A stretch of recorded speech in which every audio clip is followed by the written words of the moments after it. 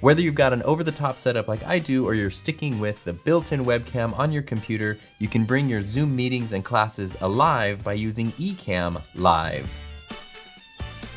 And this video is not sponsored in any way, shape, or form. I've just been using Ecamm Live for the past couple of months, and I've really grown to like it a lot. It combines the limitless possibilities of OBS with the simplicity of StreamYard. It's not free software, but if you're someone like me who spends a lot of time either doing streams or literally all day, every day doing online classes, Ecamm can bring everything to the next level. My typical setup does include like the Rodecaster Pro and the Ecamm Mini and sometimes multiple cameras, but this same idea will work with any camera input that you have. And the beauty of it is that through Ecamm, you can combine all these different sources. You can create little graphics really easily. You can just do all kinds of stuff, even screen sharing, in ways that are much simpler and more effective than in a traditional Zoom meeting. I have done over 250 Zoom classes online this semester, and we're heading into the second semester soon, so that number will go up and up.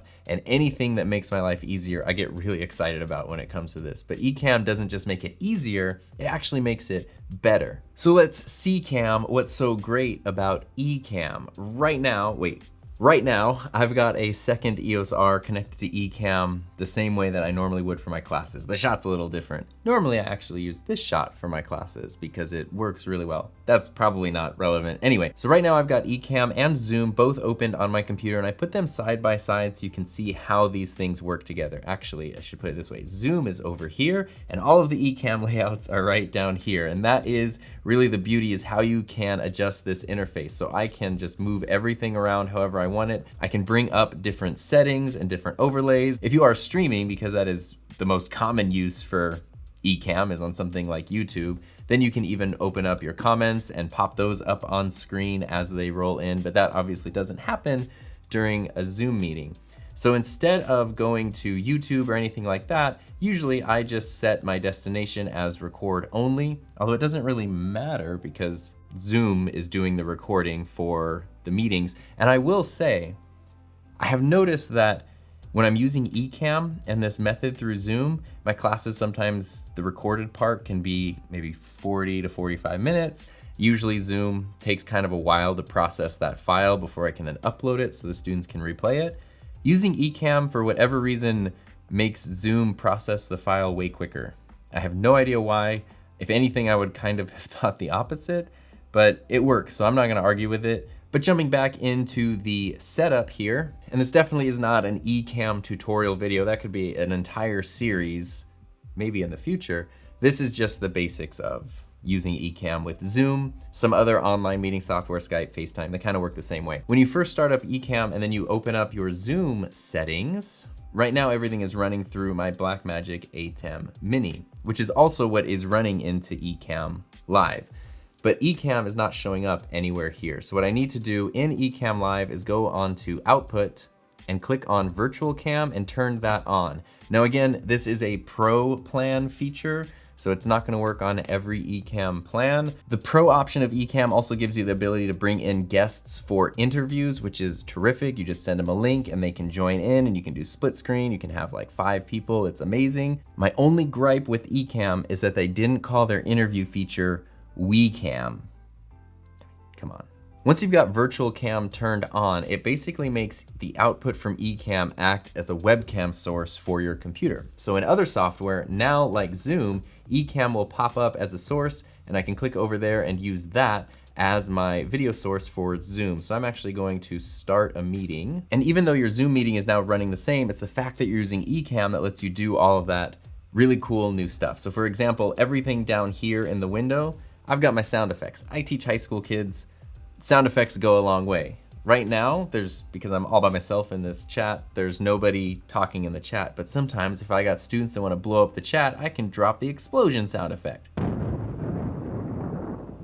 You can create scenes just as if you're doing a YouTube live stream. So if you want to do a picture-in-picture thing for one scenario, you want to play a video, you want to have all these different setups with graphics and stuff, you can create all these different scenes and roll through them. Whatever's showing up in Ecamm will show up in your Zoom meeting. I really love using overlays because when students are just watching and listening, sometimes the info is not getting through. So like literally This was some of our assignments from the most recent classes I did. I was reminding my students, this is what you need to be working on. And as I'm talking, I can throw in these overlays. If I need to edit them, just in Ecamm, I just double click on it and I can change, I can just edit this stuff in real time. Like, I was trying to convince my students they could actually just make digital media for fun on their own. It's a mind-blowing concept. But I can change something like this, video is awesome, and save that, and it will update in real time. You can have multiple overlays, so sometimes for each of my classes, I might throw, different overlays up there. You can throw pictures, PNG files, anything that you want can be an overlay. Even just sharing an image becomes really easy. For example, I have this image, I was working on a podcast this morning. If I was in this Zoom meeting and I wanted to share my podcast timeline that I was working on, I literally just need to drag it onto my Ecamm window, and then it will show up in my Zoom meeting, and I can tell everyone, hey, look at this podcast here. I can resize it, I can move it around. All of the changes, again, that I'm making in Ecamm Live will show up in my Zoom meeting in real time. And the same thing goes with playing a video file. You can just click this movie button and play things like, look, here's my logo. I can play that super easily. If you want to share your screen, this is also so much easier than Zoom screen sharing, which I have to admit has gotten a lot better. So for example, I've got a browser window open to my favorite YouTube channel. Who could not love this channel right here? And if I want to share that browser window, I just need to click the little computer icon and it will pop up here. I can put myself as picture in picture. I can rearrange myself. If I want to just get rid of that, I actually don't even need to be there. It can just be the screen share. You might even notice too that even though the browser window on my actual computer is like buried under Ecamm and Zoom and all this stuff, in the screen share, it's just the browser window on the background. And if I move it, you'll see it kind of does this weird moving thing with my computer desktop, but you don't see any of my icons and stuff. You can change all that stuff in your settings the more you get into Ecamm, like how your screen share works. I can even screen share this Zoom meeting, which is then just gonna make the whole thing go crazy. And I really like to do that sometimes. If my students are sort of like their attention is waning, I can just do that right there. But this is a really helpful thing. So for example, last week I was in a meeting after school with some like local community colleges and stuff, and we were talking about the programs that we teach.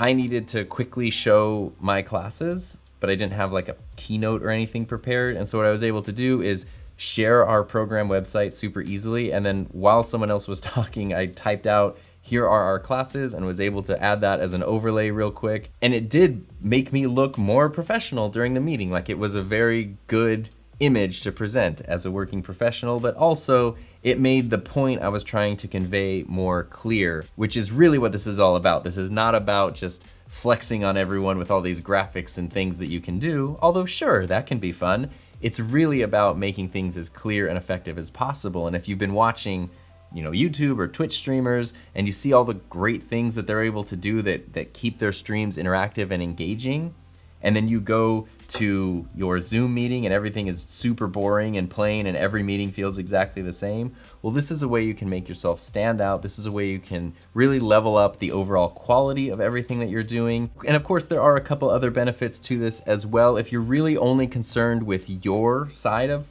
the meeting, like you're giving a presentation or a lecture and you don't want the other people's windows or any of that stuff happening, you can just record your meeting directly in Ecamm, and the finished file is going to be much higher quality than the Zoom recording, because the Ecamm recording can look like this, but the Zoom recording will look like this.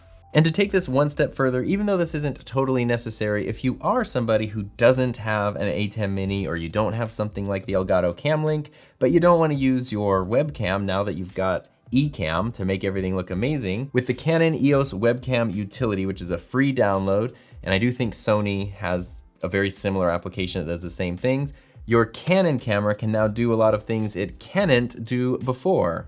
And if I were using my EOS R like normal, it doesn't really matter because it has clean HDMI out, which means I get autofocus, I get all that great functionality in any streaming software application that I'm using. If I use something like the 6D Mark II or the Canon M50 or a slightly older model, if it doesn't have clean HDMI out, even if it has really great video autofocus, it's gonna put that white box around your face and you're not gonna be able to get rid of that. But with the webcam utility, you might even notice now that I've disconnected the A10 Mini from my computer, in Ecamm, the next thing it went to is webcam utility. I just need to connect my 6D via USB. About a month ago, I got this little Polar Pro Apex tripod. I got the one that's just the legs, and then I put my old Joby GorillaPod head on it. This is my favorite portable tripod ever. This thing can hold like 75 pounds. It's so sturdy. If you've ever had a Joby fall over on you, Joby jealous of this. Ugh. Set the camera over here, and as soon as I turn on the 6D Mark II, the webcam utility recognizes it and it becomes an input source. So without any other capture cards, now I'm using the 6D Mark II as a webcam with clean HDMI out and autofocus. It's got kind of slow autofocus, but it's there and it's working. So on the camera itself, when I'm looking off to the side on the screen, I'm still seeing all of the white boxes and everything there.